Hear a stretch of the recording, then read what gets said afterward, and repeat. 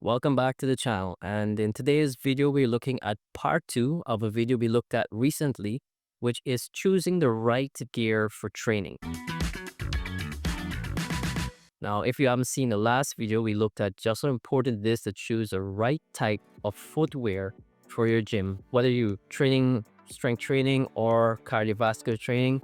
We looked at the differences in footwear design and what type of implications you can run into if you don't have the right type of footwear in the long run. So today we're going to get into part 2 of that video. We're looking at a few other items from clothing to gym bags, and these are just a few practical tips I want to give you to help you to navigate your way through making the best choices so that you don't have to waste money and you can get the best experience when you're training. Your work attire needs to be functional, comfortable, and appropriate for the type of exercise that you're doing. These are just a couple of features that you want to find inside of good training clothing. 1, it needs to be moisture wicking. 2, it needs to be breathable. 3, it needs to be lightweight and fit properly. Moisture wicking simply means that it's going to help you to get rid of sweat faster. Now, when you're exercising, you're obviously going to be sweating. Your clothing's going to absorb that sweat. And if you're using cotton or heavy cotton especially, that sweat starts to make your t-shirt heavy and uncomfortable. So having a moisture wicking material will help you to dry off faster during your workout, especially if it's a hot gym you're in or the environment is very humid.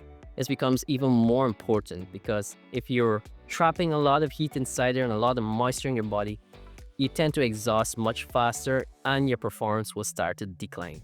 So it is important the type of material your clothing is made of. I know a long time ago I was given some really good advice to invest in good clothing when it comes to the gym, because your clothing at the gym is going to be going through the most wear and tear compared to anything else in your wardrobe, unless you're wrestling alligators as a daytime job. I'm not sure, I'm not judging.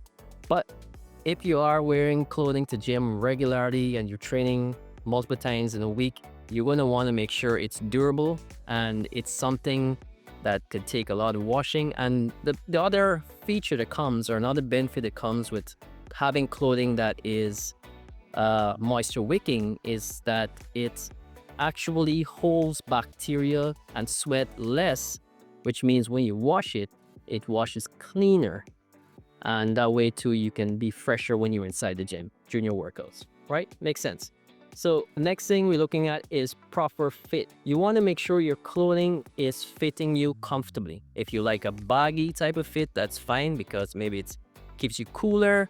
Maybe you're not entirely comfortable with the shape of your body yet and you want to, wear something that makes you feel comfortable. It's a step, it's a journey. Take your time, find what works for you, wear what's comfortable for you. Just as long as it's not too long, it's not impractical, doesn't get in the way or get caught in the machine or anything to that effect. Ladies, here's a tip that you might want to keep in mind. When you're buying leggings, ensure it is squat proof. Trust me on this one. Now, I'm not saying trust me on this one because I bought leggings before, but trust me on this one. Now, there are a lot of leggings that may look like they're squat proof. And when I say squat proof, I mean two things. One, that you can actually perform a full range of motion squat in it without the thing tearing. And 2, when you squat, what's underneath stays underneath and doesn't print through. You know what I'm talking about, right? So there are a lot of leggings out there that looks like it's squat proof. It's made of material that when you hold it up, it looks like it's what's the word I'm looking for? It's opaque enough. You can't see through the thing. Up in the moment, right? And when you actually squat, because of the way the elastic material is integrated into it, when you squat, that stretches and becomes very thin, and it's almost like seeing through a glass window sometimes. So I'm just saying, it's a gym, it's not that kind of place. And for your own comfort and avoiding the risk of embarrassment, make sure you check your reviews if you're buying online, or if you're gonna wear it, you're buying locally, try it on, do your squat, make sure it holds together, and everything that should be on the inside stays on the inside. Right, next point we're looking at here. What about long shirts, shorts versus short trunks? Men, for instance. Men and women. Well, this is going to come back to your personal preference. I would say take into consideration the temperature of the gym at the time that you're training. More than likely, if you're training here locally, you're not going to have air-conditioned gyms. You're going to have to rely on the fans, and sometimes even that isn't sufficient. So if it's a time of the day, the environment is very hot, you might want to consider wearing shorts. You'll feel a lot more comfortable and recover faster between sets. I know some men, for instance, may not want to wear shorts because, their legs might not be as developed, like mine. I know mine aren't that developed, but I learned something a long time ago that Arnold, for instance, and I think we all know Arnold Schwarzenegger is. He wasn't the greatest when it comes to his leg development, but he's also known for being one of the most successful men at the Mr. Olympia. That's because what he did was cut all the trunks rather, into shorts.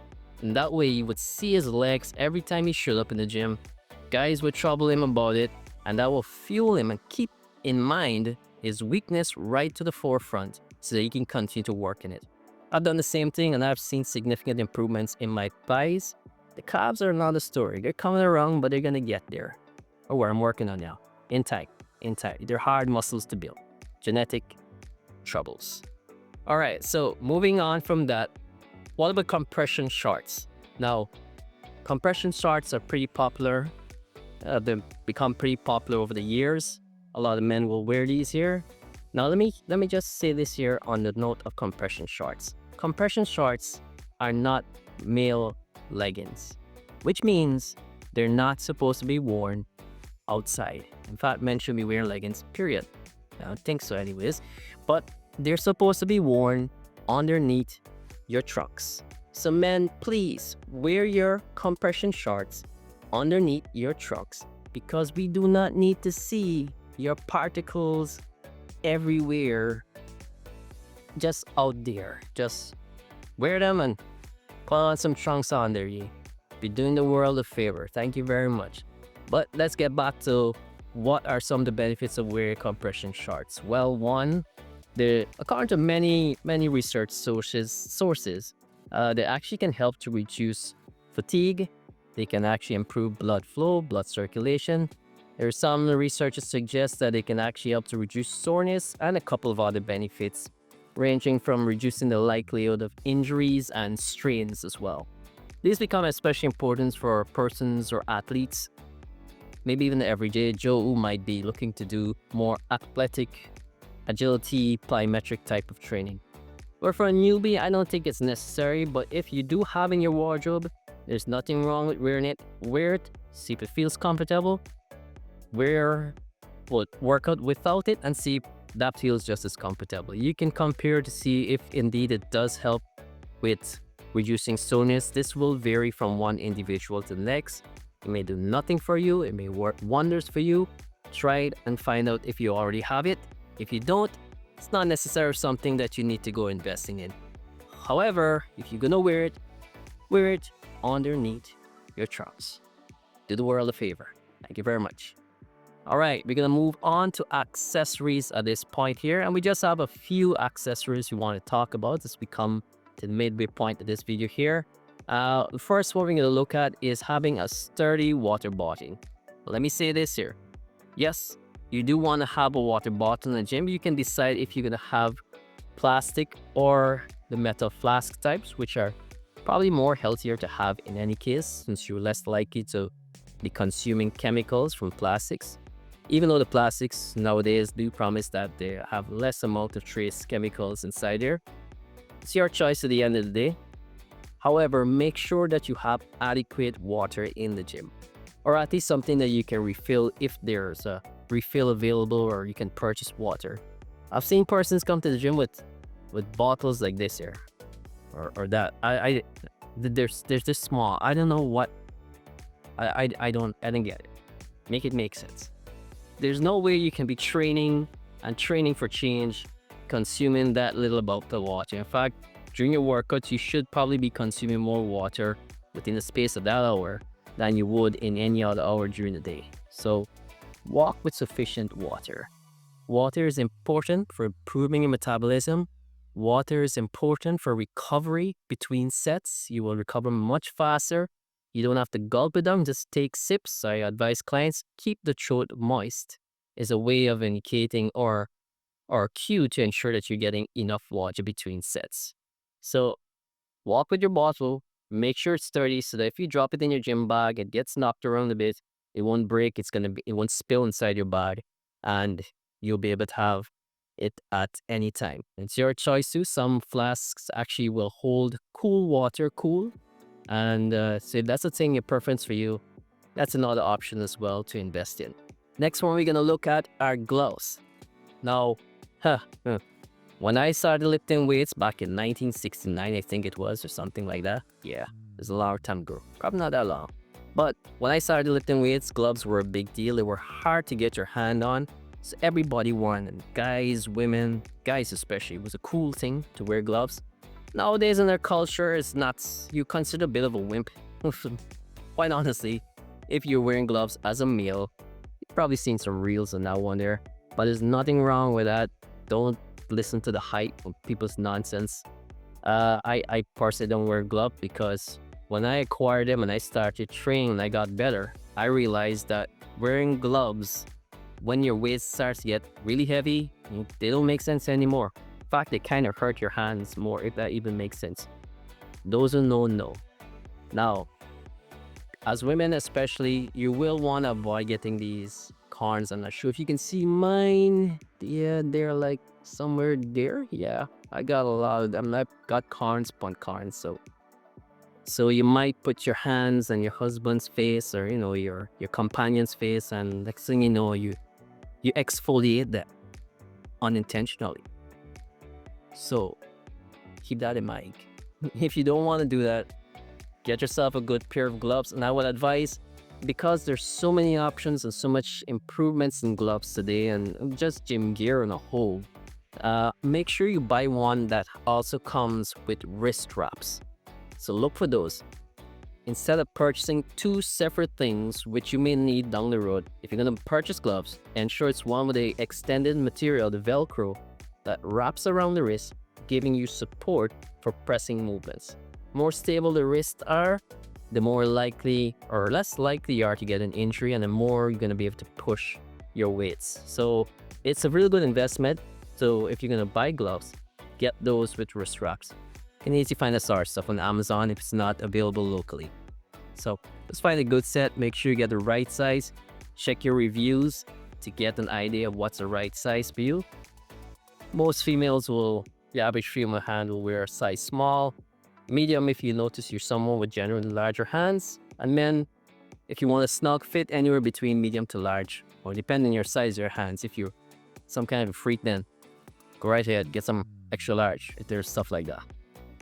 Yeah. So, all right. So next one we're gonna look at are fitness trackers. You can have these if you want to make the investment. It's good to be able to track your fitness, as the feedback helps to keep you motivated when you can track your progress. You don't necessarily need to invest in one. The truth be told, a lot of these fitness trackers are not so great when it comes to tracking calories. So I won't suggest using it for that purpose. But if you want to track other bits of information, heart rates, and I don't know, whatever seems to be useful on those things. Personally, I don't make use of them. I never really encourage clients to use much of them unless I know it's a type of client who likes gadgets.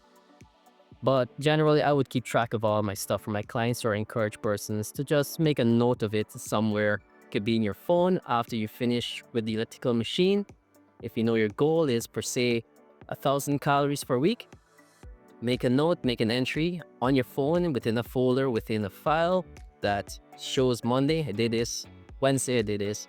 And that when you look back, you can see how you come along, which weeks I might have fallen off, and probably trace back what were the things that threw you off and how you can deal with it before for the next time around, so that you stay on track and reach those goals. All right, so tracking devices are useful, especially for persons who are more motivated or who needs a little bit more motivation, or tech savvy, I should say, rather. And like these sort of things, they're a good way to give you additional feedback on your progress. Okay. And lastly, but not least, the gym bag. You want to make sure you invest in a gym bag that is well organized, has multiple compartments, it's durable, and it is comfortable. Multiple compartments just make sense. There are a lot of gym bags out there that has just one open compartment. If you're someone traveling from work and you're coming to the gym and you have to change clothes, and when you leave there you have to change back, or whatever the case may be, it doesn't make sense to have one compartment. It'll be great to ensure you have a compartment for sneakers if you're changing, for obvious hygienic purposes, a compartment for taking off your used clothes, your sweaty clothing, put them obviously in another bag and then set them into that area there so it doesn't get on everything else in the inside. And of course, if you have keys for your vehicles or anything else for your home, wallet, having a little compartment for those things just makes sense instead of tumbling all over the bag trying to find something when you do need it. I've been there. I don't want you to go through that. So get compartments for your bag. This makes a lot of sense. It saves you some frustration. Durability is so important. You want to make sure, I would say just off the top of the bat, avoid bags that are too colorful. Keep the color simple. Make sure it's simple material, canvas as much as you can. Bags that are very colorful have other materials added to it that gives it colors and patterns that peel very fast. These things are just not great. They peel, they break very easily, they damage very quickly, and they're just not a good investment. So keep it simple.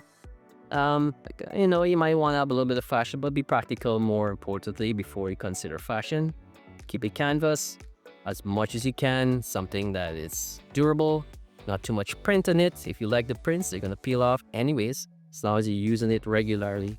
And make sure it's something that can fetch the loads that you're putting inside of it, right? So it doesn't break or tear. And lastly, ensure it's obviously comfortable, padded, supported, padding provided for your shoulders so that you can carry it over your shoulders comfortably, especially if you're someone who has to walk some distance with your bag. And remember, switch sides from time to time, because having that load on one side, it can put a lot of imbalances on your muscles and make your kind of predispose you to, hurting your back if you're going to be training back exercises on that particular day. All right, so always switch your sides if you have a lot of loads in your bag and you're going to be wearing it for any extended period of time, walking towards a gym or elsewhere. So that's it for today. That's it for these tips. Remember, the right gear can significantly enhance your fitness experience and help you achieve your goals more effectively. So let us know in the comments, what are your must-haves inside your gym bag? What are some of the things you may have bought and just didn't work out for you? And don't forget to like, share, and subscribe if this video has brought value to you and it can bring value to somebody else. So for more tips on fitness, more tips for newbies, check us out in the next video. This is Fitness for Newbies, separating the sense from the nonsense so that you can train with confidence and reach your fitness goals without injury.